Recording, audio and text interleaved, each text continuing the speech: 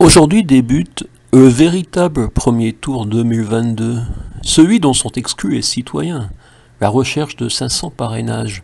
Au deuxième puis troisième tour, le peuple est appelé à départager le choix des grands électeurs. Toutes et tous, je vous octroie une mission, convaincre ces élus de permettre à la possibilité de l'être, de participer à ce rendez-vous central de la République. C'est le texte de la première case de la quatrième de couverture de l'essai Face au pilier de l'avoir, le candidat de l'être. 168 pages, 190 points abordés.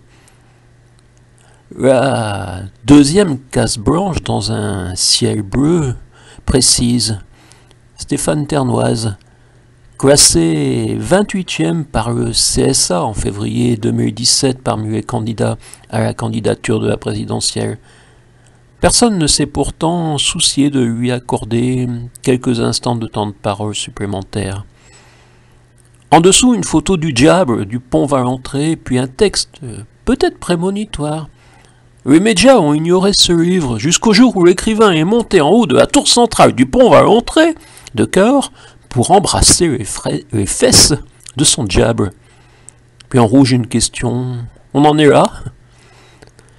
Quant au recto de la couverture, le ciel bleu, un nuage blanc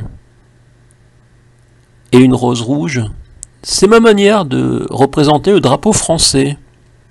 Oui, je vous cause du monde, mais surtout de la France, dans ces 168 pages, 11 € en papier, 4,99 € en numérique.